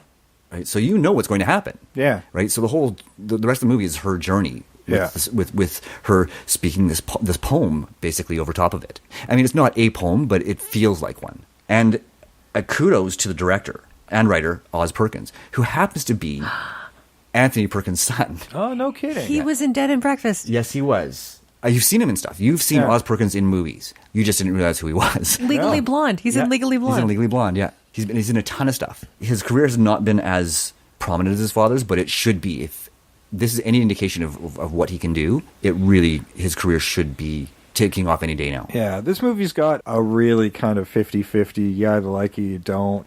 From what I gather, and I have not seen it, and I think I will, is that it's definitely not for everybody. Oh, it is not for everybody. Because I have definitely seen some negative reviews, because it was probably the first Netflix original horror to pop up before this last slate that we just got with the Babysitter, Gerald's Game, and Little Evil. And boy, it was not getting really good reviews, but I think there are very different types of horror fans, and this is not going to appeal to the slasher splatter guys. No, this is a thinking person's horror, and it's somebody who likes mood and atmosphere. I won't say that it was a perfect film, not by any means. It didn't quite hit its mark. It was really close, though. It was really close, and I think that the first 80 minutes of it was amazing and solid and brilliant, and then the final 10 are where it failed. Oh, man, that's too bad. No. Yeah. It just didn't quite hit at the end there. Well, it sounds like a pretty good starting place for an actor turning a director. For sure, yes. Yeah. I mean, when you want to talk about the way it looks, the way it feels, the writing, like I said, the dialogue that she speaks, it affects you. Emotion, like you can actually feel emotion as she's saying these lines, because they're so beautifully written, right? I mean, and it's saddened me to watch when the end arrived, and I'm like, oh, really? You went there, and after all of that, that's what we got, and it is a little disappointing at the end, but it's worth it for the journey. Right. Okay. Yeah, so I would recommend it. It would be definitely my top 5 for this year. Nice. Okay, well, overall impressions of the entire journey for you guys. I think that this year wasn't quite as strong as my last year's, but it was still a good journey. I'd have to agree with you there. I don't think it was mine was as strong as last year's either, but nothing truly terrible in my list. I enjoyed most of it. I didn't have any really standout breakouts like I did last year, at least not with the same level as I did last year, but still, overall, a good list. I enjoyed the journey once again. There were far too many for me to actually watch this year, but with the burgeoning of horror again. Yeah, I don't know. I think I do. For me, I had a stronger list this year, I think, than I did last year. So I think I kind of came up a little bit more on top. I was thinking more of like when you're talking about Get Out. Sorry, there's just another thing that occurred to me with the themes of Get Out. When you're talking about how like they chose these black people because they were stronger and all that, I'm like going, yeah, but that's kind of how they were. It's a slavery, but their bodies are the slaves. Like it's really, it's the worst part of how like to be enslaved in your own goddamn body. Like how insane is that? Yeah. That's the terror. But I feel there's a lot more happening in horror where it's you have the social constructs that really do have to be looked at because that's where horror really is. Well, I think for a long time the commentary that horror is very good at delivering just got forgotten. And got thrown out the window. Yeah, we were just getting a ghost story, or we were just getting a slasher movie, and they forgot to tell you something along the way, and that's when horror's really strongest. Is when they're sending a message, but you don't have to be heavy-handed with the message. No. And you can twist it to your own devices to make it work, but when it's saying something, that's when horror is really strong. It's about humanizing it. Yeah. I find the horror that affects me the most is the intellectual horror versus the visceral horror. I mean, I don't get me wrong. I love me some blood and guts, but that's I love a good kill. That's entertainment, but it doesn't scare me. Right? It doesn't get in my head and make me lay in bed going, "Wow, that really, really got under my skin." Yeah. Right. It's the stuff where I'm thinking about it after the fact, and I'm like, "Wow, that really was effective." Yeah, and I don't think I had as many of those type of movies. I certainly had a few movies where a kill would happen. I'm like, "Oh," I'd be jumping around in my chair. I'm like, "Oh, damn, that was awful!" And why am I laughing? Yeah.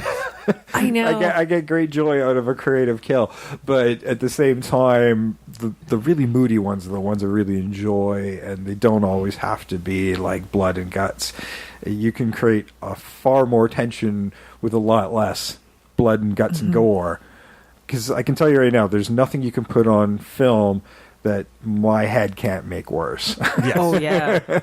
So it's not about what you see; it's about what you think is happening in between those moments. Yeah. And that's when a horror movie really works. Yeah, you can create that. Like Trish was saying with when you just see the shoe in Pet Sematary, or you see them drive over the tent in Cub, right? Your brain fills in the rest of it, and that's when it really seems to work best for me.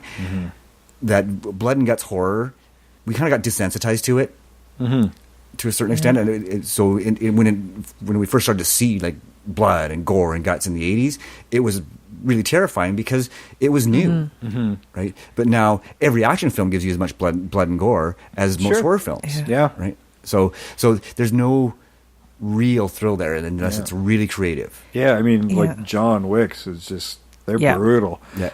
Like, I love those movies, but the violence is so brutal, and it's just as brutal as any horror movie. But I think it's cartoony so you can detach. Sure. Yeah. Like, there's when we're talking about like horror, when it's like all that gore, I think we know, and we're looking at, I'm looking at latex and some other stuff all put together to make it look like that, so I can detach from that. But when we're imagining them running over the Boy Scouts, we think of those as people, so I'm filling it in with a real corpse in my head. Okay, well, that was a nice, long, but entertaining journey.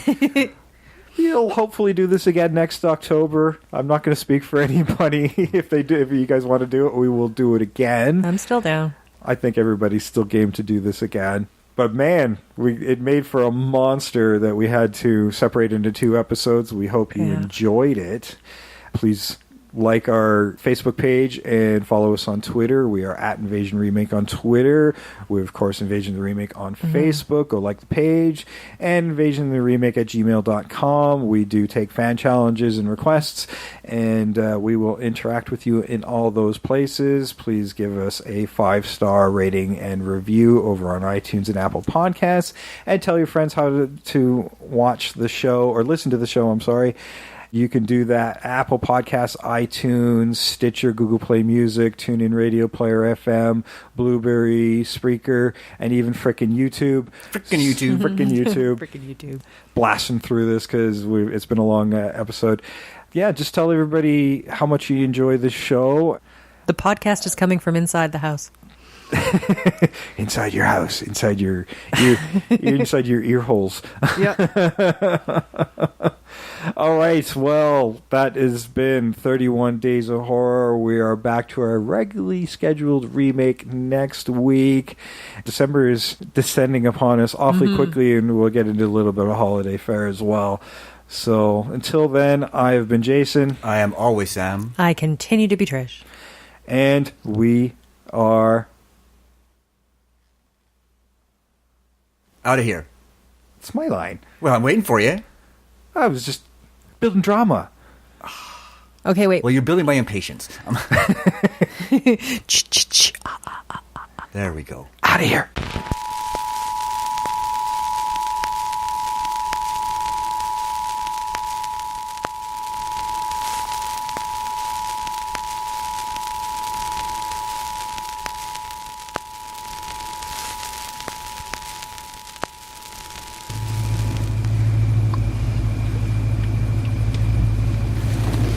Man, I told you not to go in that house.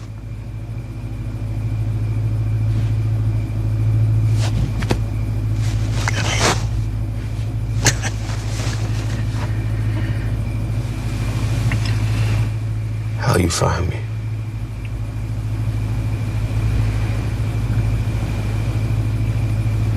I'm T.S. motherfucking A. We handle shit. That's what we do. Consider this situation fucking handle.